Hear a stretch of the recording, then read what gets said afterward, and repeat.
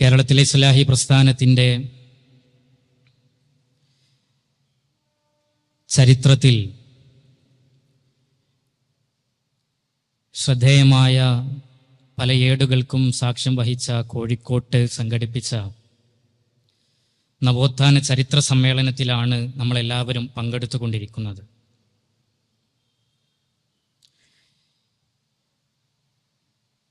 മലബാറിൻ്റെ തീരപ്രദേശങ്ങളിൽ പൊതുവർഷം 11-ാം നൂറ്റാണ്ട് മുതൽക്കെങ്കിലും സജീവമായ മുസ്ലിം സാന്നിധ്യമുണ്ട് എന്ന കാര്യം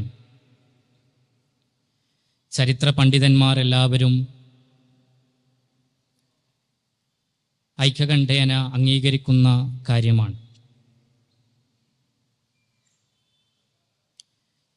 വിശാലമായ ഇന്ത്യൻ മഹാസമുദ്ര തീരത്ത്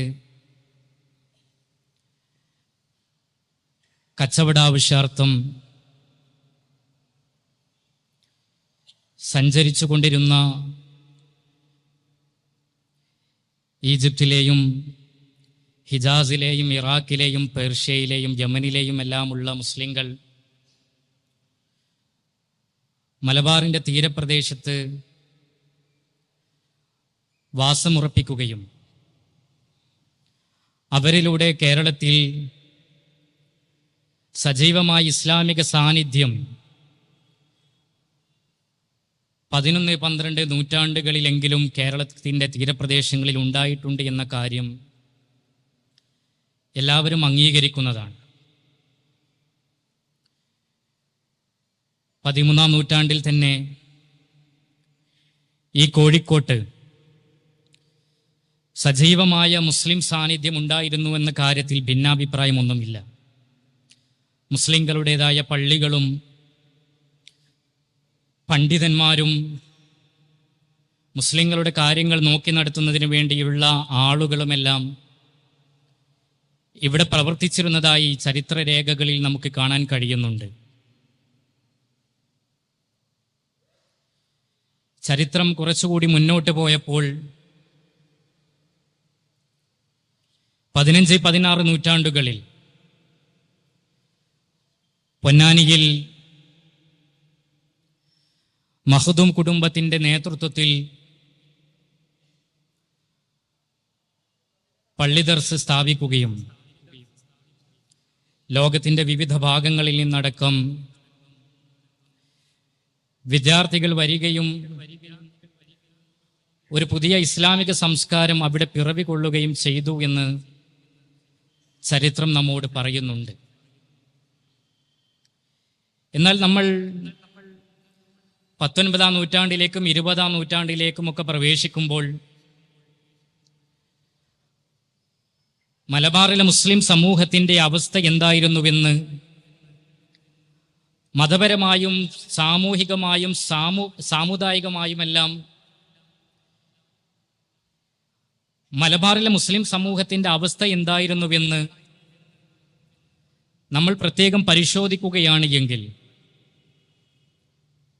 പൂർവകാലത്ത് ഉണ്ടായിരുന്നു എന്ന് പറയപ്പെടുന്ന പ്രൗഢിയും പ്രതാപവുമെല്ലാം നഷ്ടപ്പെട്ടുകൊണ്ട് മതപരമായ വിഷയങ്ങളിൽ പലതരത്തിലുമുള്ള അജ്ഞത പിടിപെടുകയും വ്യത്യസ്തങ്ങളായ സൂഫി ത്വരീഖത്തുകൾ ഉത്ഭവിക്കുകയും ആ സൂഫി ത്വരീഖത്തുകൾക്ക് കീഴിൽ ആളുകൾ അണിനിരക്കുകയും പരസ്പരം പോരടിച്ചുകൊണ്ട് സമുദായത്തിൽ ഭിന്നിപ്പുണ്ടാകുകയും ചെയ്യുന്ന കാഴ്ച നമുക്ക് കാണാൻ കഴിയുന്നുണ്ട്. നമുക്ക് ഏവർക്കും സുപരിചിതമാണ് കൊണ്ടോട്ടിയിലെ ത്വരീഖത്ത്. ഷിയാ വിശ്വാസങ്ങൾ ഏറ്റുപിടിച്ചുകൊണ്ട് മലബാറിലെ മുസ്ലിം സമൂഹത്തിലേക്ക് പുതിയ പല വിശ്വാസങ്ങളും ആചാരങ്ങളും കടത്തിക്കൂട്ടുകയും മലബാറിലെ മുസ്ലിം സമൂഹത്തെ ആകമാനം പിടിച്ചുലക്കുകയും ചെയ്ത വളരെ പിഴച്ച ഒരു കക്ഷിയായിരുന്നു യഥാർത്ഥത്തിൽ കൊണ്ടോട്ടിയിലെ ത്വരീഖത്ത്. പക്ഷേ 18-19 നൂറ്റാണ്ടുകളിലെ മലബാറിലെ മുസ്ലിങ്ങളുടെ വൈജ്ഞാനികമായ സംവാദങ്ങൾ നമ്മൾ പരിശോധിക്കുമ്പോൾ കൊണ്ടോട്ടിയിലെ ത്വരീഖത്തിനെതിരായ പലതരത്തിലുമുള്ള ചെറുത്തുനിൽപ്പുകൾ മലബാറിൽ നടന്നിട്ടുണ്ട്. അതൊരു ചരിത്ര വസ്തുത തന്നെയാണ്. പ്രത്യേകിച്ച് കോഴിക്കോട് കേന്ദ്രമായുണ്ടായിരുന്ന പല പണ്ഡിതന്മാരും അവിടെ അതിന് നേതൃത്വം നൽകിയതായി നമുക്ക് കാണാൻ കഴിയുന്നുണ്ട്. എന്നാൽ 20-ാം നൂറ്റാണ്ടിലേക്ക് നമ്മൾ പ്രവേശിക്കുമ്പോൾ കൊണ്ടോട്ടി ത്വരീഖത്ത് അന്ന് മലബാറിൽ ഉൽപ്പാദിപ്പിച്ച പ്രത്യേക തരം ഒരു ഇസ്ലാമിനെ മലബാറിലെ ഭൂരിപക്ഷ മുസ്ലിങ്ങളും ഒരർത്ഥത്തിൽ സ്വീകരിക്കുകയും ഖാദിരികളും റിഫായികളും ഷാദുലികളും അടക്കമുള്ള വ്യത്യസ്തങ്ങളായ സൂഫിധാരകളും കൊണ്ടോട്ടി ത്വരീഖത്തുമെല്ലാം ചേർന്ന ഒരു പ്രത്യേക തരം ഇസ്ലാമിന് മലബാറിൽ മേൽക്കൈ വന്ന് വഹിക്കുകയും ചെയ്ത ഒരു സന്നിഗ്ധ ഘട്ടം പോലും ഇവിടെ സംഭവിച്ചിട്ടുണ്ട്. ഈ കോഴിക്കോട്ടും കൊച്ചിയിലുമെല്ലാം വ്യത്യസ്തങ്ങളായ സൂഫി ത്വരീഖത്തുകൾ അതിശക്തമായ സംവാദങ്ങളിലും രൂക്ഷമായ പോരാട്ടങ്ങളിലും ഏർപ്പെടുന്ന കാഴ്ച 19-ാം നൂറ്റാണ്ടിൻ്റെ അവസാനത്തിലും 20-ാം നൂറ്റാണ്ടിൻ്റെ തുടക്കത്തിലും നമുക്ക് കാണാൻ കഴിയുന്നുണ്ട്. അവിടെ വിശുദ്ധ ഖുർആനിൽ നിന്നും പ്രവാചകൻ സ്വല്ലല്ലാഹു അലൈഹി വസല്ലമയുടെ ചര്യകളിൽ നിന്നും അകരുകയും പകരം ചില സൂഫി ഷെയ്ഖുമാരുടെ വാദങ്ങളെ മതമായി സ്വീകരിക്കുകയും അതിനുവേണ്ടി ജീവൻ തന്നെ അർപ്പിക്കാൻ ആളുകൾ സന്നദ്ധമാകുകയും ചെയ്ത കാഴ്ചയാണ് യഥാർത്ഥത്തിൽ നമുക്കവിടെ കാണാൻ കഴിയുന്നത്. അവിടെ നിന്നുകൊണ്ടാണ് കേരളത്തിലെ ഇസ്ലാഹി പ്രസ്ഥാനത്തിൻ്റെ ചരിത്രത്തെ നമ്മൾ അന്വേഷിക്കേണ്ടത്. 19-ാം നൂറ്റാണ്ടിൻ്റെ ഒടുക്കത്തിൽ മലബാറിലെ മുസ്ലിം സമൂഹത്തോട് തങ്ങളുടെ അവസ്ഥയെക്കുറിച്ച് ബോധ്യപ്പെടുത്തിക്കൊണ്ട് ഒരുപാട് പരിഷ്കർത്താക്കൾ രംഗത്ത് വന്നിട്ടുണ്ട്. സയ്യിദ് സനാഉല്ലാ മക്തി തങ്ങളെ പോലെയുള്ള പരിഷ്കർത്താക്കളെ നമുക്കവിടെ കാണാൻ കഴിയുന്നുണ്ട്. സയ്യിദ് സനാഉല്ലാ മക്തി തങ്ങളുടെ പരിഷ്കരണ ആശയങ്ങളിൽ നിന്ന് ചുവട് പിടിച്ചുകൊണ്ടാണ് യഥാർത്ഥത്തിൽ കേരളത്തിൽ ഇസ്ലാഹി പ്രസ്ഥാനം മുന്നോട്ട് വരുന്നത്. 1922 കേരള മുസ്ലിം ഐക്യസംഘത്തിലൂടെയും 924 കേരള ജംഇയ്യത്തുൽ ഉലമയിലൂടെയുമാണ് യഥാർത്ഥത്തിൽ ഇസ്ലാഹി പ്രസ്ഥാനം സംഘടിതമായി കേരളത്തിലേക്ക് കടന്നു വരുന്നത്.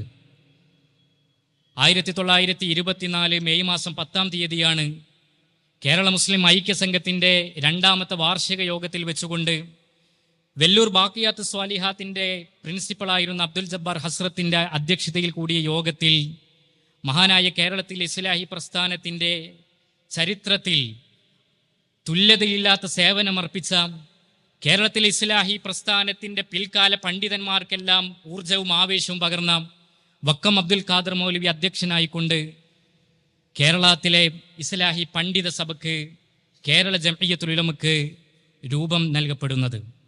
കേരള ജംഇയ്യത്തുൽ ഉലമ അവിടെ നിന്ന് അതിൻ്റെ ചരിത്രം ആരംഭിക്കുകയായിരുന്നു.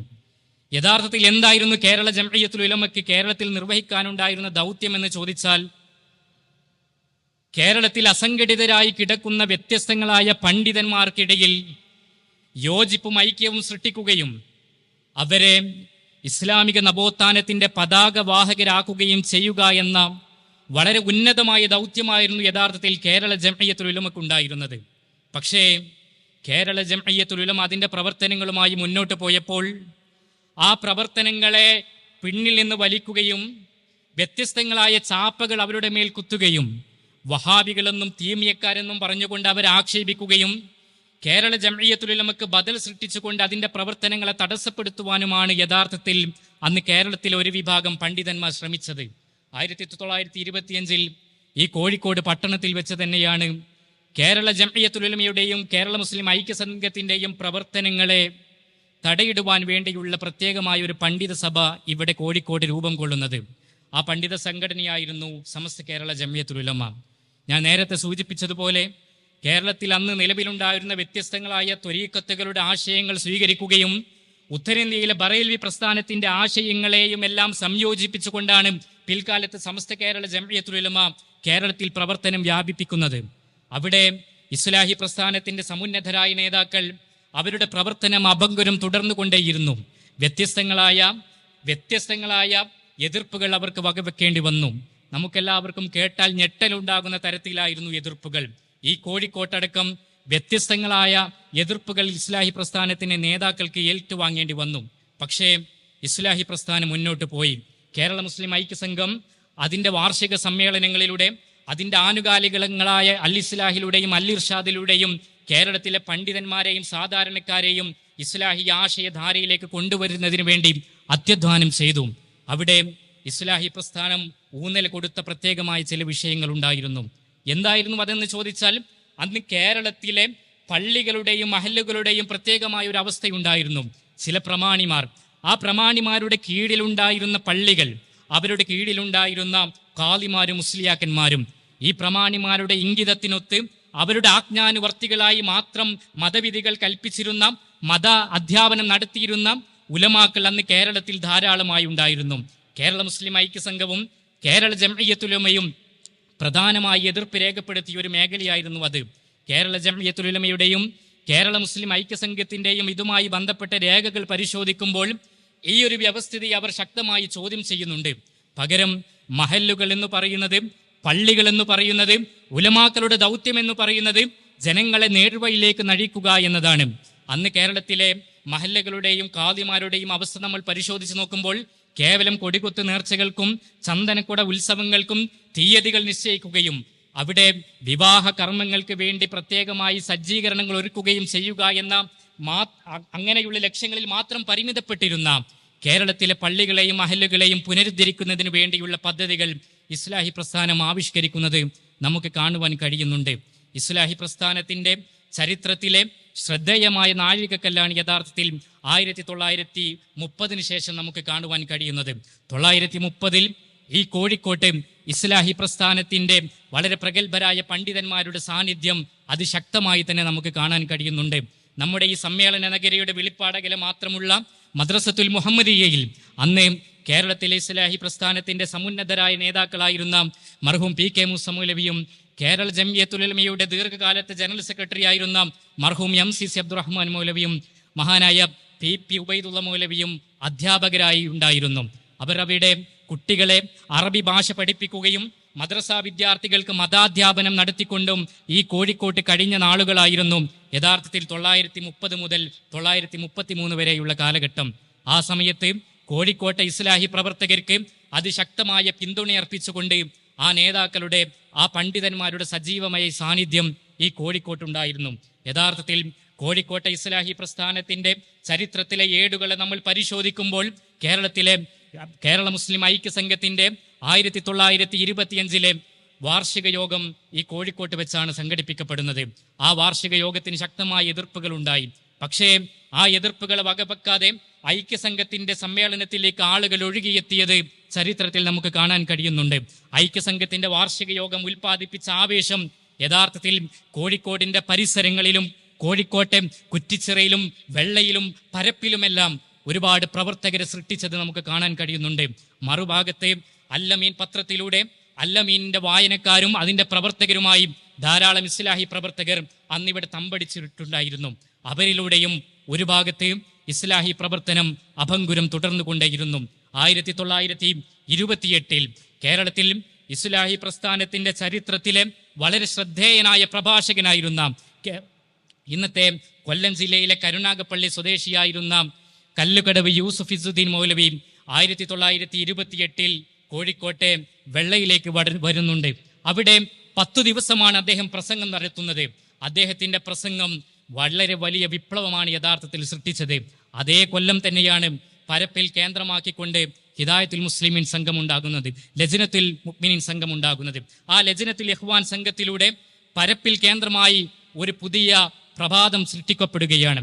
അദ്ദേഹത്തിന്റെ പ്രഭാഷണത്തിൽ ആകൃഷ്ടരായിക്കൊണ്ട് ഒരു പറ്റം യുവാക്കൾ സംഘടിക്കുകയും ഇസ്ലാഹി പ്രസ്ഥാനത്തിന്റെ പ്രവർത്തനങ്ങളുമായി ആ യുവാക്കൾ ഇവിടെ സംഘടിക്കുകയും ചെയ്ത സുന്ദരമായ കാഴ്ച 1920കളുടെ ഒടുക്കത്തിൽ ഈ കോഴിക്കോട് നമ്മൾ കാണുന്നുണ്ട്.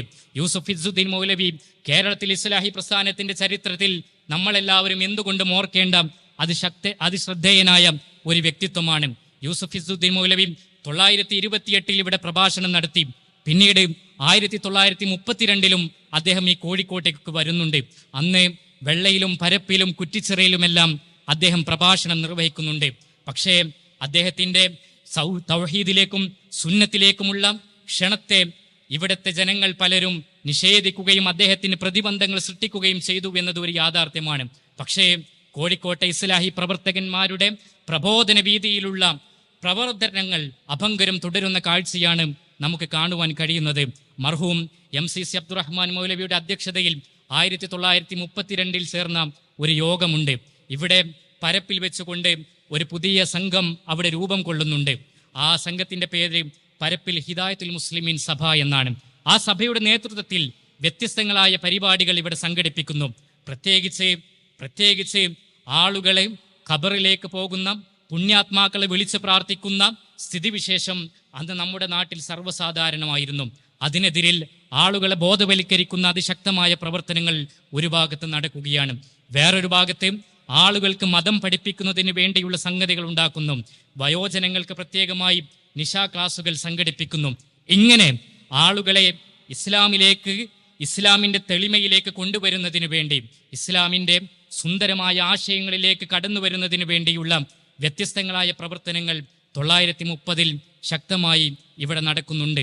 പക്ഷേ 1933 തന്നെ മദ്രസത്തുൽ മുഹമ്മദിയയിൽ നിന്ന് ഞാൻ നേരത്തെ സൂചിപ്പിച്ച ഈ 3 പണ്ഡിതന്മാരെയും പിരിച്ചുവിട്ടു എന്നതൊരു ചരിത്രമാണ്. കാരണം അന്ന് ഇവിടുത്തെ പൗരോഹിത്യം ഈ പണ്ഡിതന്മാരെ ഈ മദ്രസയിൽ നിന്ന്, ഈ സ്കൂളിൽ നിന്ന് പിരിച്ചുവിടണമെന്ന് ആവശ്യപ്പെടുകയും അന്നത്തെ മാനേജർക്ക് ആ ആവശ്യങ്ങളെ സ്വീകരിക്കേണ്ടി വന്ന ഒരു ഘട്ടത്തിൽ ഈ പണ്ഡിതന്മാർക്ക് ഈ സ്കൂളിൽ നിന്ന് പുറത്ത് കടക്കേണ്ടി വരികയും ചെയ്തു. പക്ഷേ അന്ന് കോഴിക്കോട്ട് ഈ പണ്ഡിതന്മാർ സൃഷ്ടിച്ചുവിട്ട ഒരുപാട് വിദ്യാർത്ഥി സമൂഹം ഉണ്ടായിരുന്നു. ആ വിദ്യാർത്ഥികളിലൂടെ ഇസ്ലാഹി പ്രസ്ഥാനത്തിന്റെ പ്രഭ പരക്കുന്നതിനാവശ്യമായ പരിസരമൊരുക്കുന്നതിൽ ആ പണ്ഡിതന്മാരുടെ ദൗത്യം വിജയിച്ചിരുന്നുവെന്നാണ് ചരിത്രം നമുക്ക് പറഞ്ഞു തരുന്നത്. 1933 ഫെബ്രുവരി മാസത്തിലാണ് യഥാർത്ഥത്തിൽ കേരള ജംഇയ്യത്തുൽ ഉലമ രജിസ്റ്റർ ചെയ്യപ്പെടുന്നത്. ഈ കോഴിക്കോട്ട് വെച്ച് തന്നെയാണ്. ഈ കോഴിക്കോട്ട് വെച്ച് മഹാനായ MCC അബ്ദുറഹ്മാൻ മൗലവി ജനറൽ സെക്രട്ടറി ആയിക്കൊണ്ട് കേരളത്തിലെ ഇസ്ലാഹി പ്രസ്ഥാനത്തിന്റെ പണ്ഡിത സഭ കേരള ജംഇയ്യത്തുൽ ഉലമ രജിസ്റ്റർ ചെയ്യപ്പെടുന്നത് 1933 നമുക്ക് കാണാൻ കഴിയുന്നു. യഥാർത്ഥത്തിൽ ആ 1933 മർഹൂം MCC അബ്ദുറഹ്മാൻ മൗലവിയുടെ പ്രായം എന്ന് പറയുന്നത് കേവലം 27 വയസ്സാണ്. 27 വയസ്സുകാരനായ യുവാവ് കേരളത്തിലെ ഉലമാ സംഘത്തിന്റെ കാര്യദർശിയായി കടന്നു വരികയും കേരളത്തിലെ അങ്ങോളം ഇങ്ങോളമുള്ള ഇസ്ലാഹി പണ്ഡിതന്മാരെ സംഘടിപ്പിക്കുകയും അവരെ അണിനിരത്തുകയും കേരളത്തിൽ ഇസ്ലാഹി പ്രസ്ഥാനത്തിന് പുതിയൊരു ഭാവം നൽകുകയും ചെയ്തു എന്നത് ഒരു യാഥാർത്ഥ്യമാണ്. കേരള ജംഇയ്യത്തുൽ ഉലമയുടെ ചരിത്രത്തിലെ 2ാമത്തെ ഘട്ടം ആരംഭിക്കുന്നത് അവിടെ നിന്നാണ്.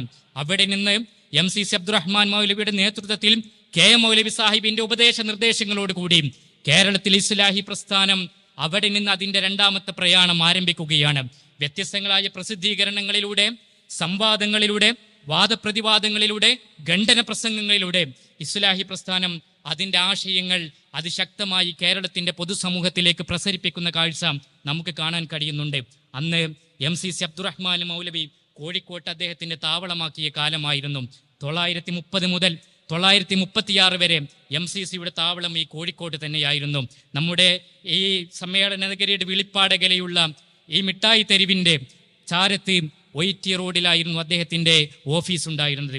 ഇസ്ലാമിയ കമ്പനി എന്ന പേരിൽ അദ്ദേഹം സ്ഥാപിച്ച അദ്ദേഹത്തിന്റെ ഓഫീസും അതേപോലെ തന്നെ കച്ചവട സ്ഥാപനവും ഇസ്ലാഹി പ്രസ്ഥാനത്തിന്റെ ചരിത്രത്തിൽ അതിന്റെ ഒരു ആസ്ഥാനം പോലെ നിലകൊള്ളുകയായിരുന്നു. കേരളത്തിൽ അങ്ങോളം ഇങ്ങോളമുള്ള ഇസ്ലാഹി പണ്ഡിതന്മാർക്ക് കോഴിക്കോട് പട്ടണത്തിൽ വന്നിരിക്കുവാനും ഇസ്ലാഹി ആശയങ്ങൾ ചർച്ച ചെയ്യുവാനുമുള്ള ഒരു വേദിയായി ക്രമേണ MCCയുടെ ഇസ്ലാമിയ കമ്പനി മാറുകയുണ്ടായി. ഇസ്ലാമിയ കമ്പനിയുടെ നേതൃത്വത്തിൽ വ്യത്യസ്തങ്ങളായ പുസ്തകങ്ങൾ പുറത്തിറക്കുന്നതും നമുക്ക് ആ സമയത്ത് തന്നെ കാണാൻ കഴിയുന്നുണ്ട്. 1934 സെപ്റ്റംബർ മാസത്തിലാണ് മുസ്ലിം ലിറ്ററേച്ചർ സൊസൈറ്റിയുടെ ആഭിമുഖ്യത്തിൽ വിശുദ്ധ ഖുർആനിന്റെ പരിഭാഷ പുറത്തിറങ്ങുന്നത്. KM മൗലവിയും PK Musa മൗലവിയും MCC Abdurahman മൗലവിയുടെയും നേതൃത്വത്തിലായിരുന്നു മലയാള ഭാഷയിലുള്ള വിശുദ്ധ ഖുർആനിന്റെ പരിഭാഷ പുറത്തിറങ്ങുന്നത്. കേരളത്തിൽ വിശുദ്ധ ഖുർആനിന്റെ പരിഭാഷ എന്ന് പറയുന്ന ഒരു ദൗത്യം അതിനു മുമ്പേ തുടങ്ങിയിരുന്നുവെങ്കിലും വളരെ ശക്തമായ നിലയിൽ സുന്ദരമായ മലയാള ഭാഷയിൽ ഏവർക്കും വായിക്കാവുന്ന വിധത്തിൽ കേരളത്തിലെ പൊതുസമൂഹത്തിന് പ്രത്യേകിച്ചും ആകർഷണീയമായ വിധത്തിൽ സംവിധാനിക്കപ്പെട്ട ഒരു ഖുർആൻ പരിഭാഷയായിരുന്നു അത്. പക്ഷേ ആ പ്രവർത്തനം അധികമൊന്നും മുന്നോട്ട് കൊണ്ടുപോകാൻ കഴിഞ്ഞിട്ടില്ലെങ്കിലും 2 വാള്യങ്ങളിലായി പുറത്തിറങ്ങിയ ആ ഖുർആൻ പരിഭാഷ കേരളത്തിൽ വലിയ വിപ്ലവങ്ങൾ സൃഷ്ടിച്ചു എന്നതിന് ചരിത്രം സാക്ഷിയാണ്. കാരണം ആ വിശുദ്ധ ഖുർആനിന്റെ പരിഭാഷ പുറത്തിറങ്ങിയ വർഷങ്ങളിൽ തന്നെ അതിന് വ്യത്യസ്തങ്ങളായ എതിർപ്പുകൾ കേരളത്തിലെ വിവിധങ്ങളായ പണ്ഡിതന്മാരിൽ നിന്ന് ഉണ്ടായത് നമുക്ക് കാണാൻ കഴിയുന്നുണ്ട്. കേരളത്തിലെ ഇസ്ലാഹി പ്രസ്ഥാനത്തിൻ്റെ ആസ്ഥാനമായി 936 വരെ യഥാർത്ഥത്തിൽ ഈ കോഴിക്കോട് പ്രവർത്തിച്ചിരുന്നുവെന്നാണ് ഞാൻ സൂചിപ്പിക്കുന്നത്. അവിടെ നിന്ന് അങ്ങോട്ട് ഇസ്ലാഹി പ്രസ്ഥാനം കൂടുതൽ ശക്തമായി മുന്നോട്ട് പോവുകയാണ്. 950 വരെയുള്ള കാലഘട്ടത്തിൽ കേരള ജംഇയ്യത്തുൽ ഉലമയുടെ നേതൃത്വത്തിൽ തന്നെയായിരുന്നു ഇസ്ലാഹി പ്രസ്ഥാനം കേരളത്തിൽ അങ്ങോളം ഇങ്ങോളം അതിൻ്റെ പ്രചാരണ പ്രവർത്തനങ്ങളുമായി മുന്നോട്ട് പോകുന്നത്. 1934 കേരളത്തിലെ ഇസ്ലാഹി പ്രസ്ഥാനത്തിൻ്റെ പണ്ഡിതന്മാരുടെ യോഗം യഥാർത്ഥത്തിൽ പുണർപ്പയിൽ വെച്ച് നടക്കുന്നുണ്ട്. ആ യോഗത്തിൽ വെച്ച് കേരള ജംഇയ്യത്തുൽ ഉലമ വ്യത്യസ്തങ്ങളായ പല കർമ്മ പരിപാടികളും സംഘടിപ്പിക്കുന്നുണ്ട്. അവിടെ ജംഇയ്യത്തുൽ ഉലമയെ സംബന്ധിച്ചിടത്തോളം അതിൻ്റെ മുന്നോട്ടുള്ള വഴികളിൽ എന്തൊക്കെയാണ് കേരളത്തിലെ മുസ്ലിം സമുദായത്തിന് നമ്മൾ നിർവഹിക്കേണ്ട ദൗത്യം എന്നതിനെക്കുറിച്ചുള്ള ചർച്ചയിൽ നമ്മുടെ പണ്ഡിതന്മാർ ഏർപ്പെടുന്നത് നമുക്ക് കാണാൻ കഴിയുന്നുണ്ട്. അവിടെ ആ പണ്ഡിതന്മാർ പ്രധാനമായും ഊന്നൽ നൽകേണ്ടതായ ചില വിഷയങ്ങൾ എടുത്തുദ്ധരിക്കുന്നുണ്ട്. ഒന്നാമതായി വിശുദ്ധ ഖുർആനിലേക്കും തിരുസുന്നത്തിലേക്കും സലഫുകളുടെ ചര്യയിലേക്കും നമ്മുടെ സമൂഹത്തെ കൊണ്ടുവരേണ്ടതുണ്ട് എന്നാണ്. സലഫുകളുടെയും ചര്യകളിലേക്കും വിശുദ്ധ ഖുർആനിൻ്റെയും തിരുസുന്നത്തിൻ്റെയും മാർഗത്തിനും അനുക്രമമായിക്കൊണ്ട് ഈ സമൂഹത്തെ പരിവർത്തനം ചെയ്യുക എന്നതായിരുന്നു കേരള ജംഇയ്യത്തുൽ ഉലമയുടെ കർമ്മ പരിപാടികളിൽ ഒന്നാമത്തേത്. രണ്ടാമത്തേത്, അന്ന് നമ്മുടെ സമൂഹത്തിൽ നടന്നുകൊണ്ടിരുന്ന വ്യത്യസ്തങ്ങളായ അനാചാരങ്ങൾ, അന്ധവിശ്വാസങ്ങൾ, അവയെ നിഷ്കാസനം ചെയ്യുന്നതിന് വേണ്ടിയുള്ള കർമ്മ പരിപാടികൾ. ഖബറുകൾ കെട്ടിപ്പൊക്കുകയും മഹാന്മാരോട് വിളിച്ചു പ്രാർത്ഥിക്കുകയും മഹാന്മാരുടെ പേരിൽ സത്യം ചെയ്യുകയും അടക്കമുള്ള കാര്യങ്ങൾ, ആചാരങ്ങൾ നമ്മുടെ സമൂഹത്തിലുണ്ടായിരുന്നു. അതിന് എതിർക്കുന്നതിന് വേണ്ടിയുള്ള കർമ്മ പരിപാടികൾ. അവസാനമായി സ്ത്രീ പുരുഷ ഭേദമന്യേ നമ്മുടെ മുസ്ലിം സമുദായത്തെ ലൗകികവും മതപരവുമായ വിദ്യാഭ്യാസത്തിലേക്ക് കൊണ്ടുവരുന്നതിനുള്ള പരിപാടികളായിരുന്നു ജംഇയ്യത്തുൽ ഉലമയുടെ ഊന്നലിൽ ഉണ്ടായിരുന്നത്. യഥാർത്ഥത്തിൽ നമ്മൾ ഈ 2025 നിന്നുകൊണ്ട് ഓർക്കേണ്ട ചില വസ്തുതകളുണ്ട്. കേരളത്തിലെ ഇസ്ലാഹി പ്രസ്ഥാനത്തിന്റെ പണ്ഡിതന്മാർ 20-ാം നൂറ്റാണ്ടിന്റെ തുടക്കത്തിൽ നിർവഹിച്ചിരുന്ന ദൗത്യങ്ങൾ അവർ അവരുടെ പ്രമേയങ്ങളായും അവരുടെ പ്രസിദ്ധീകരണങ്ങളിൽ ലേഖനങ്ങളായും പുറത്തിറക്കിയിരുന്ന അന്നത്തെ രേഖകൾ നമ്മൾ പരിശോധിക്കുമ്പോൾ ഈ സമൂഹം കടന്നു വന്ന നാടുവഴികൾ നമുക്ക് മനസ്സിലാക്കി തരുന്നുണ്ട്. അവിടെ ഈ സമുദായത്തെ ആധുനിക വിദ്യാഭ്യാസത്തിലേക്ക് കൊണ്ടുവരുന്നതിന് വേണ്ടി സ്ത്രീ പുരുഷ ഭേദമന്യേ അവരെ ആധുനിക വിദ്യാഭ്യാസത്തിന്റെ വഴിയിലേക്ക് കൊണ്ടുവരുന്നതിന് വേണ്ടി നമ്മുടെ പണ്ഡിതന്മാർ നിർവഹിച്ച ദൗത്യം എന്ന് പറയുന്നത് ചരിത്രത്തിൽ തുല്യതയില്ലാത്ത ദൗത്യമാണ്. യഥാർത്ഥത്തിൽ കേരളത്തിലെ ഇസ്ലാഹി പ്രസ്ഥാനത്തിന്റെ പണ്ഡിതന്മാരും അതേപോലെ തന്നെ ഇസ്ലാഹി പ്രസ്ഥാനത്തിന് നേതൃത്വം നൽകിയ അതിൻ്റെ നേതാക്കളും പ്രധാനമായി ഊന്നൽ കൊടുത്ത അവർക്ക് ചരിത്രത്തിൽ നിർവഹിക്കാനുണ്ടായിരുന്ന ഏറ്റവും പ്രധാനപ്പെട്ട ദൗത്യം ഏതെന്ന് ചോദിച്ചാൽ അവിടെ നമുക്ക് കാണാൻ കഴിയുന്നത് ആധുനികതയുമായുള്ള അവരുടെ ഇടപാടുകളായിരുന്നു. ആധുനികത എന്ന് പറയുന്ന, മൊഡേണിറ്റി എന്ന് പറയുന്ന ഒരു പ്രതിഭാസത്തെ കേരളത്തിലെ മുസ്ലിം സമൂഹം എങ്ങനെ അഭിമുഖീകരിക്കണം എന്ന ചോദ്യം അവർക്ക് മുമ്പിലുണ്ടായിരുന്നു. ആ ചോദ്യത്തെ വളരെ കൃത്യമായി അഡ്രസ്സ് ചെയ്യുന്നതിൽ, ആ ചോദ്യത്തിന് കൃത്യമായി ഉത്തരം നൽകുന്നതിൽ കേരളത്തിലെ ഇസ്ലാഹി പ്രസ്ഥാനത്തിന്റെ പണ്ഡിതന്മാരും നേതാക്കളും വിജയിച്ചു എന്ന് വേണം നമ്മൾ മനസ്സിലാക്കാൻ. കാരണം സമുദായം ഒരു പ്രത്യേകമായ ഘട്ടത്തെ അഭിമുഖീകരിക്കുകയാണ്. ബ്രിട്ടീഷുകാരിലൂടെ, കൊളോണിയൽ ശക്തികളിലൂടെ നമ്മുടെ നാട് പ്രവേശിച്ച പ്രത്യേകമായ ഒരു സ്ഥലകാലമുണ്ടായിരുന്നു, പ്രത്യേകമായ ഒരു അനുഭവ മണ്ഡലമുണ്ടായിരുന്നു. രാഷ്ട്രീയമായി, സാമ്പത്തികമായി, സാമൂഹികമായി പ്രത്യേകമായ ഒരു അവസ്ഥയെ അഭിമുഖീകരിക്കുകയാണ് മുസ്ലിം സമൂഹം. അവിടെ ആ പ്രത്യേകമായ സന്ദർഭത്തെ എങ്ങനെ അഭിമുഖീകരിക്കണം എന്ന ചോദ്യത്തിന് ഉത്തരം കാണാൻ കഴിയുക വിശുദ്ധ ഖുർആനിന്റെയും തിരുസുന്നത്തിന്റെയും അടിസ്ഥാനത്തിൽ ഇസ്ലാമിക ലോകത്തെ വൈജ്ഞാനികമായ ചർച്ചകളെ കൃത്യമായി നിരീക്ഷിക്കുകയും ആധുനികമായ സങ്കേതങ്ങളെ കൃത്യമായി അപഗ്രഥിക്കുകയും ചെയ്യാൻ കൽപ്പുള്ള പണ്ഡിതന്മാർക്ക് മാത്രം നിർവഹിക്കാൻ കഴിയുന്ന ദൗത്യമായിരുന്നു. ആ ദൗത്യം നിർവഹിക്കുന്നതിൽ നമ്മുടെ പണ്ഡിതന്മാർ നടത്തിയ ധീരോദാത്തമായ ഇടപെടലുകളാണ് യഥാർത്ഥത്തിൽ കേരളത്തിലെ മുസ്ലിം സമൂഹത്തിന് ഇത്ര അഭിമാനകരമായ അസ്തിത്വം ഉണ്ടാകുന്നതിന് നിദാനമായത് എന്നത് ഒരു ചരിത്ര വസ്തുതയാണ്. യഥാർത്ഥത്തിൽ ആധുനിക രാഷ്ട്രീയത്തെക്കുറിച്ചുള്ള, ആധുനിക വിദ്യാഭ്യാസത്തെക്കുറിച്ചുള്ള, നമ്മുടെ സമുദായത്തെക്കുറിച്ചുള്ള കാഴ്ചപ്പാടുകൾ നമ്മൾ പരിശോധിക്കുക. അവിടെ ഇസ്ലാഹി പ്രസ്ഥാനത്തിന്റെ പണ്ഡിതന്മാർ അവർക്കുണ്ടായിരുന്ന കാഴ്ചപ്പാടുകൾ 20-ാം നൂറ്റാണ്ടിന്റെ തുടക്കത്തിൽ എന്തായിരുന്നുവെന്ന് നമ്മൾ അന്വേഷിക്കുക. മുസ്ലിം രാഷ്ട്രീയത്തെക്കുറിച്ചുള്ള ചിന്തകളിൽ ഇസ്ലാഹി പ്രസ്ഥാനത്തിന്റെ പണ്ഡിതന്മാരുടെ പേരുകൾ നമ്മൾ കേൾക്കുന്നു. കെ എം മൗലവി സാഹിബ് എന്ന് പറയുന്ന കേരളത്തിൽ ഇസ്ലാഹി പ്രസ്ഥാനത്തിന്റെ സമുന്നതനായ നേതാവ്, 1930കളിലും 1940കളിലും കേരളത്തിലെ മുസ്ലിം സമൂഹത്തോട് നടത്തിയ സംഭാഷണങ്ങൾ നമ്മൾ പരിശോധിക്കുക. മുസ്ലിം സമൂഹത്തിന് വരാനിരിക്കുന്ന ഇന്ത്യ എന്ന് പറയുന്ന ഒരു രാഷ്ട്രത്തിൽ എങ്ങനെയായിരിക്കും വേണം അവരുടെ അഭിമാനകരമായ അസ്തിത്വം സംരക്ഷിക്കാൻ കഴിയുക എന്ന ചോദ്യത്തിന് KM മൗലവി സാഹിബ് നടത്തുന്ന ഒരുപാട് അന്വേഷണങ്ങളുണ്ട്, ഒരുപാട് നിരീക്ഷണങ്ങളുണ്ട്.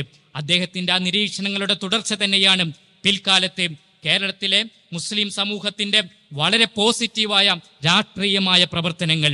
മറുഭാഗത്തെ ആധുനിക വിദ്യാഭ്യാസത്തെക്കുറിച്ചുള്ള സംശയങ്ങൾ, സന്നിഗ്ധതകൾ കേരളത്തിലെ മുസ്ലിം സമുദായത്തിന് മുന്നിലുണ്ട്. 20-ാം നൂറ്റാണ്ടിന്റെ തുടക്കത്തിൽ മലബാറിൽ വ്യത്യസ്തങ്ങളായ സ്കൂളുകൾ സ്ഥാപിക്കപ്പെടുന്നു. ആധുനിക വിദ്യാഭ്യാസത്തിന് ഒരുപാട് സംവിധാനങ്ങൾ ഒരുക്കപ്പെടുന്നു. അവിടെ മുസ്ലിം സമൂഹം എന്ത് ചെയ്യണം? മുസ്ലിം സമൂഹത്തെ സംബന്ധിച്ചിടത്തോളം ആധുനിക വിദ്യാഭ്യാസത്തോട് പുറം തിരിഞ്ഞു നിൽക്കുക എന്ന, ഇംഗ്ലീഷ് വിദ്യാഭ്യാസത്തോടും മലയാള ഭാഷയോടും എതിർത്തിരിഞ്ഞു നിൽക്കുക എന്ന് പറയുന്ന വളരെ സ്വാഭാവികമായ ഒരു നടപടി ക്രമമായിരുന്നു ഇവിടെ ഡോമിനന്റ് ആയി ഉണ്ടായിരുന്നത്. അവിടെ ഇസ്ലാഹി പ്രസ്ഥാനത്തിന്റെ പണ്ഡിതന്മാർ ഇടപെടുകയാണ്. ആധുനിക വിദ്യാഭ്യാസത്തോട് പുറം തിരിഞ്ഞു നിന്നുകൊണ്ട് കേവലം ഒരു ദ്വീപ് കണക്കെ കേരളത്തിലെ മുസ്ലിങ്ങൾ അണിനിരക്കുകയാണ് എങ്കിൽ ഈ സമുദായത്തെ സംബന്ധിച്ചിടത്തോളം അവരുടെ ഭാവി എന്ന് പറയുന്നത് പ്രയാസത്തിലാകുമെന്ന കാര്യത്തിൽ സംശയമില്ല എന്ന് നമ്മുടെ പണ്ഡിതന്മാർ നിരീക്ഷിക്കുന്നുണ്ട്. പകരം എന്തു വേണം? ആധുനിക വിദ്യാഭ്യാസം എന്ന് പറയുന്നത് അത് ഇസ്ലാമികമായി അതിനെ നമ്മൾ സമീപിക്കേണ്ടതുണ്ട്. ഇസ്ലാമികമായ വരമ്പുകൾക്കകത്ത് നിന്നുകൊണ്ട് ആധുനിക വിദ്യാഭ്യാസത്തെ നമ്മൾ സമീപിക്കുക, അവിടെ ഇസ്ലാമികമായ പ്രതാപം ഉയർത്തിപ്പിടിക്കുക. അതോടൊപ്പം നമ്മൾ മനസ്സിലാക്കേണ്ടത് മതപരമായ വിദ്യാഭ്യാസവും അവർക്ക് നൽകുക. 1934-ലും 1935-ലും കേരള ജംഇയ്യത്തുൽ ഉലമാക്ക് നിർവഹിക്കാനുണ്ടായിരുന്ന വളരെ പ്രധാനപ്പെട്ട ദൗത്യം എന്ന് പറയുന്നതും അത് തന്നെയായിരുന്നു. മലബാറിൽ വ്യത്യസ്തങ്ങളായ സ്കൂളുകൾ ഉണ്ടാകുന്നു. ആധുനിക വിദ്യാഭ്യാസം ഇവിടെ പലതരത്തിൽ ആളുകൾ ആകർഷിക്കപ്പെട്ടുകൊണ്ടിരിക്കുന്നു. അവിടെ മലബാറിലെ മുസ്ലിങ്ങളെ സ്കൂളിലേക്ക് ആകർഷിക്കുന്നതിന് വേണ്ടി ഇസ്ലാഹി പ്രസ്ഥാനത്തിന്റെ പണ്ഡിതന്മാർ ധാരാളമായി പ്രവർത്തിച്ചു കൊണ്ടിരിക്കുന്നു. അതോടൊപ്പം അവർ ചെയ്ത ഒരു കാര്യം എന്ന് പറയുന്നത് സ്കൂളുകളിൽ മതവിദ്യാഭ്യാസത്തിന് വേണ്ടിയുള്ള പദ്ധതികൾ ആവിഷ്കരിക്കുന്നതിന്, അതിനുവേണ്ടിയുള്ള ടെക്സ്റ്റ് ബുക്കുകൾ നിർമ്മിക്കുന്നതിന് വേണ്ടി വിദ്യാഭ്യാസ വകുപ്പിനോട് മലബാർ ഡിസ്ട്രിക്ട് ബോർഡിനോട് നിരന്തരം സംസാരിച്ചു കൊണ്ടിരിക്കുകയാണ്. മഹാനായ MC അബ്ദുറഹ്മാൻ മൗലവി ഇതുമായി ബന്ധപ്പെട്ട് നടത്തിയ ഇടപെടലുകൾ ചരിത്രത്തിൽ നമുക്ക് കാണാൻ കഴിയുന്നുണ്ട്. ഞാൻ പറഞ്ഞു വരുന്നത് ആധുനിക വിദ്യാഭ്യാസം എന്ന് പറയുന്ന ഒരു സമീപനം കേരളത്തിലെ മുസ്ലിം സമൂഹത്തിന് മുമ്പിൽ സൃഷ്ടിച്ചത് ഇസ്ലാഹി പ്രസ്ഥാനമായിരുന്നു. ആധുനിക വിദ്യാഭ്യാസത്തോട് പുറം തിരിഞ്ഞു നിൽക്കുകയല്ല വേണ്ടത് എന്നും ആധുനിക വിദ്യാഭ്യാസത്തിലേക്ക് മുസ്ലിങ്ങൾ നടന്നെടുക്കണമെന്നും അവിടെ മതപരമായ ആദർശത്തിന് ഒരിക്കലും പണയം വെച്ചുകൂടാ എന്നും ഇസ്ലാഹി പ്രസ്ഥാനത്തിന്റെ നേതാക്കൾ കേരളത്തിലെ മുസ്ലിം സമൂഹത്തെ പഠിപ്പിക്കുകയാണ്. അവിടെ കേരളത്തിലെ ഇസ്ലാഹി പ്രസ്ഥാനത്തിന്റെ നേതാവായിരുന്ന മഹാനായ KM മൗലവി സാഹിബ് നടത്തുന്ന ഒരു നിരീക്ഷണമുണ്ട്. KM മൗലവി സാഹിബിനോട് സ്ത്രീ വിദ്യാഭ്യാസത്തെ കുറിച്ച് നടത്തുന്ന ഒരു ചോദ്യത്തിന് അദ്ദേഹം നൽകുന്ന സുദീർഘമായ ഒരു ഉത്തരമുണ്ട്. അവിടെ അദ്ദേഹം ഖുർആനും സുന്നത്തും ഫിഖ്ഹ് കിതാബുകളും ഉദ്ധരിച്ചുകൊണ്ട് കേരളത്തിലെ മുസ്ലിം സമുദായത്തോട്, പ്രത്യേകിച്ച് മുസ്ലിം സ്ത്രീകളോട് വിദ്യാഭ്യാസം നേടുന്നതിനുള്ള പ്രാധാന്യം പറഞ്ഞു കൊടുത്തതിന് ശേഷം KM മൗലവി സാഹിബ് പറയുന്നുണ്ട്, ആധുനിക വിദ്യാഭ്യാസത്തിലേക്കും ആധുനികതയിലേക്കും നടന്നെടുക്കുമ്പോൾ നമ്മൾ മനസ്സിലാക്കേണ്ടത് അതിൻ്റെ നല്ല വശങ്ങളെ നമ്മൾ സ്വീകരിക്കുക. പക്ഷേ നമ്മൾ മനസ്സിലാക്കേണ്ടത് ആധുനികത ഇവിടെ ഉൽപ്പാദിപ്പിച്ചു കൊണ്ടിരിക്കുന്ന വളരെ സാംസ്കാരികമായ പുതിയൊരു ലോകക്രമമുണ്ട്. ആ ലോകക്രമത്തിന്റെ ചതിക്കുഴികളെ കൃത്യമായി തിരിച്ചറിയാനും അതിൽ ചെന്ന് ചാടാതിരിക്കാനും നമ്മൾ ശ്രദ്ധിക്കണമെന്ന് 1920കളിൽ KM മൗലവി സാഹിബ് കേരളത്തിലെ മുസ്ലിം സമുദായത്തോട് പറയുന്നത് നമുക്ക് കാണാൻ കഴിയുന്നുണ്ട്. ഞാൻ പറഞ്ഞു വരുന്നത് ആധുനിക രാഷ്ട്രീയമായിരുന്നാലും ആധുനിക വിദ്യാഭ്യാസമായിരുന്നാലും കേരളത്തിലെ മുസ്ലിം സമുദായത്തിന് വഴി കാണിച്ചു കൊടുത്തത് ഇസ്ലാഹി പ്രസ്ഥാനത്തിന്റെ പണ്ഡിതന്മാരായിരുന്നു. അവിടെ തീർന്നില്ല. ആധുനികമായ സാമ്പത്തിക ക്രമത്തിലേക്ക് നമ്മുടെ നാടും പ്രവേശിച്ച ഒരു ഘട്ടമായിരുന്നു അത്. ഒരു ഭാഗത്ത് കമ്മ്യൂണിസവും മറുഭാഗത്ത് മുതലാളിത്തവും ലോകത്ത് വ്യത്യസ്തങ്ങളായ ആശയ പദ്ധതികൾ അവതരിപ്പിച്ചു കൊണ്ടിരുന്ന നാളുകളായിരുന്നു 1930കളും 1940കളും. കേരളത്തിലെ മുസ്ലിം സമുദായത്തോടടക്കം കമ്മ്യൂണിസ്റ്റുകൾ സംസാരിച്ചു കൊണ്ടിരുന്ന നാളുകളിൽ മഹാനായ KM മൗലവി സാഹിബ് ഇസ്ലാമികമായ ഒരു സാമ്പത്തിക പദ്ധതിയെ അവർക്ക് മുമ്പിൽ അവതരിപ്പിക്കുന്നുണ്ട്. അവിടെ അദ്ദേഹം പ്രസക്തമായ ഒരു നിരീക്ഷണം നടത്തുന്നുണ്ട്.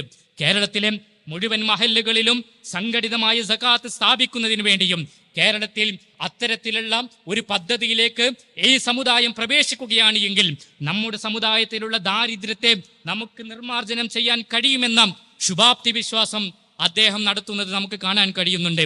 അന്ന് മാത്രമല്ല, കേരളത്തിലെ മുഴുവൻ മഹല്ലുകളോടും അത്തരത്തിലുള്ള ഒരു പദ്ധതിയിലേക്ക് പ്രവേശിക്കുന്നതിന് വേണ്ടിയുള്ള ആഹ്വാനം അദ്ദേഹം 930കളിലും 40കളിലും നടത്തുന്നത് നമുക്ക് കാണാൻ കഴിയുന്നുണ്ട്. ഞാൻ പറഞ്ഞു വരുന്നത് കേരളത്തിലെ ഇസ്ലാഹി പ്രസ്ഥാനത്തെ സംബന്ധിച്ചിടത്തോളം, കേരളത്തിലെ ജംഇയ്യത്തുൽ ഉലമയെ സംബന്ധിച്ചിടത്തോളം, നമ്മുടെ പണ്ഡിതന്മാരുടെയും നേതാക്കളെയും സംബന്ധിച്ചിടത്തോളം അവർ ഈ നാട്ടിൽ നിർവഹിച്ച ഒരു ദൗത്യമുണ്ട്. പണ്ഡിതോചിതമായി ഈ സമുദായത്തിന് നേതൃത്വം നൽകി എന്നതാണ് അവർ നിർവഹിച്ച ദൗത്യത്തിന്റെ പ്രധാനപ്പെട്ട സവിശേഷത എന്ന് പറയുന്നത്. ആധുനികതയോട്, തങ്ങൾ ജീവിച്ചു കൊണ്ടിരിക്കുന്ന സ്ഥലത്തോടും കാലത്തോടും എങ്ങനെ ആശയപരമായി സംവേദനം നടത്തണമെന്ന കാര്യത്തിൽ അവർക്കൊരു തീർച്ചയുണ്ടായിരുന്നു. വിശുദ്ധ ഖുർആനിലും ഹദീസുകളിലും ഇസ്ലാമിക വൈജ്ഞാനികമായ പാരമ്പര്യത്തോടും ചേർന്ന് നിന്നുകൊണ്ട് കേരളത്തിലെ മുസ്ലിം സമുദായത്തിന് വഴി കാണിച്ചു കൊടുക്കുവാൻ ആ പണ്ഡിതന്മാർക്ക് കഴിഞ്ഞിട്ടുണ്ട്. പുതിയ കാലത്തെ സംബന്ധിച്ചിടത്തോളം, കേരളത്തിലെ ഇസ്ലാഹി പ്രസ്ഥാനത്തെ സംബന്ധിച്ചിടത്തോളം, കേരളത്തെ ജംഇയ്യത്തുൽ ഉലമയെ സംബന്ധിച്ചിടത്തോളം ആ വഴിയിലേക്ക് അതിശക്തമായ പ്രബോധന പ്രവർത്തനങ്ങളുമായി, അതിശക്തമായ വൈജ്ഞാനിക പ്രവർത്തനങ്ങളുമായി നമുക്ക് മുന്നോട്ട് ഗമിക്കേണ്ടതുണ്ട്. നമ്മുടെ ചരിത്രം, നമ്മുടെ പൂർവ്വഗാമികളുടെ ചരിത്രം അതാണ് യഥാർത്ഥത്തിൽ നമുക്ക് പറഞ്ഞു തരുന്നത് എന്ന് സൂചിപ്പിച്ചുകൊണ്ട് ഞാൻ എൻ്റെ വാക്കുകൾ ഉപസംഹരിക്കുന്നു. വാഹിർ ദഅ്വാനാ അൽഹംദുലില്ലാഹി റബ്ബിൽ ആലമീൻ. അസ്സലാമു അലൈക്കും വറഹ്മത്തുള്ളാഹി.